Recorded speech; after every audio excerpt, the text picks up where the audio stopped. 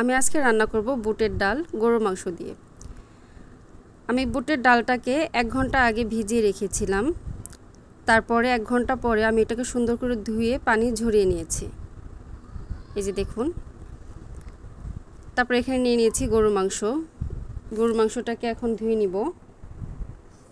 গরুর মাংসের মধ্যে তেল, চর্বি, হাড্ডি সহ যদি মাংস থাকে তাহলে ওই মাংসটার ডালের সাথে মজা লাগে। চলে যাচ্ছি রান্নার চুলায়। কড়াইতে এখন দিয়ে দিব বেশ খানিকটা সরিষার তেল।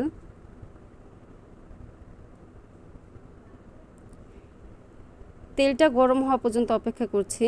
গরম হয়ে গেলে এখন দিয়ে দিব পেঁয়াজ।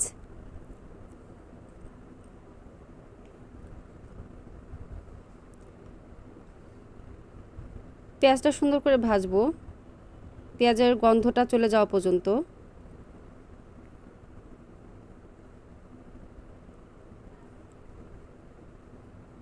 এখন এখানে দিব গরম মশলা, তেজপাতা, দারুচিনি, সাদা এলাচ, গোলমরিচ, লবঙ্গ সব একসাথে দিয়ে সুন্দর করে ভাজবো।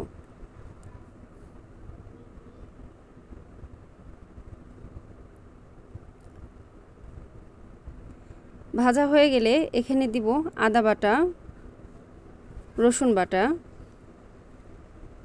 জিরা বাটা একসাথে আবার সুন্দর করে ভাজবো। কাঁচা গন্ধ যাওয়া পর্যন্ত ভাজতে থাকবো।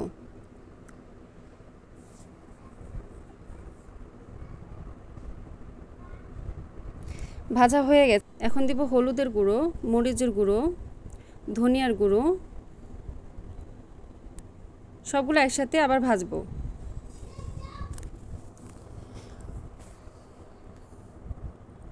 তারপরে এখানে দিয়ে দিব সামান্য একটু পানি, যেন মশলাগুলো পুড়ে না যায়।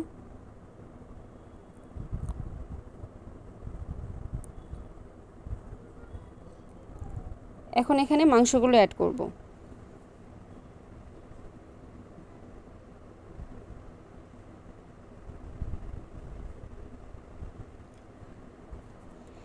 মাংসগুলো আবার মশলার সাথে নিয়ে কষাবো।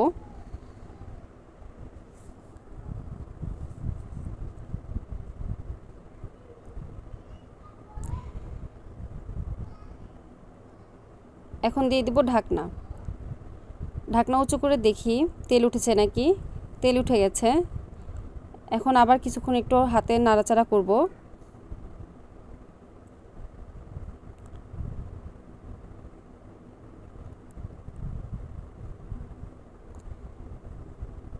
এখন অল্প একটু পানি দিয়ে দিলাম, দিয়ে এটাতে মশলা দিয়ে আর মাংসটাকে সুন্দর করে কষাবো।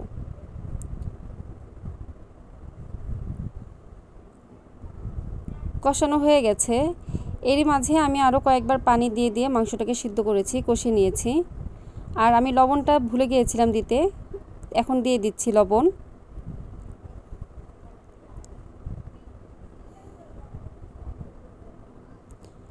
আমি আবারও পানি দিয়েছিলাম, দিয়ে এখানে আবার কষিয়ে নিয়েছি।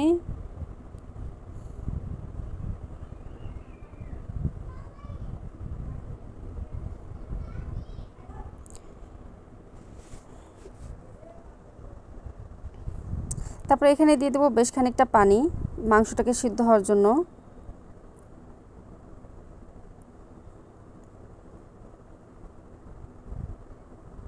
তারপরে এখানে দিয়ে দেবো সেই বুটের ডালগুলো, যেগুলো আমি ভিজিয়ে রেখেছিলাম, সেই ডালগুলো অ্যাড করব।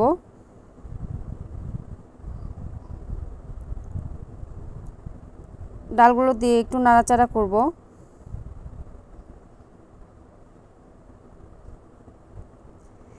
এখন এখানে দিয়ে দিব কয়েকটা কাঁচামরিচ। কাঁচামরিচগুলো আমি আস্তই দিয়েছি। এইভাবে দিলে তরকারিতে কাঁচামরিচের সেই ফ্লেভারটা পাওয়া যায়, এর জন্য আমি আস্ত কাঁচামরিচই দিয়েছি। ঢেকে দিলাম।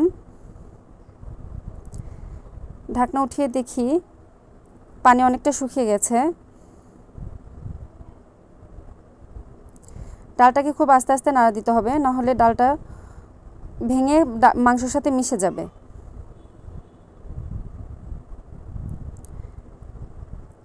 আমি আবার ঢাকনা দিয়ে দিয়েছিলাম। এই যে অনেকটা পানি কমিয়ে এসেছে। এখন দিয়ে দেবো এখানে গরম মশলার গুঁড়ো।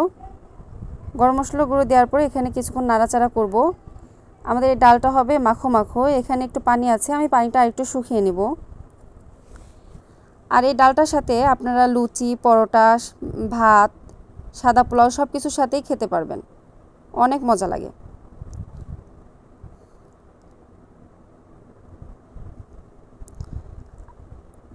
আমার রান্না হয়ে গেছে, ভালো লাগলে অবশ্যই জানাবেন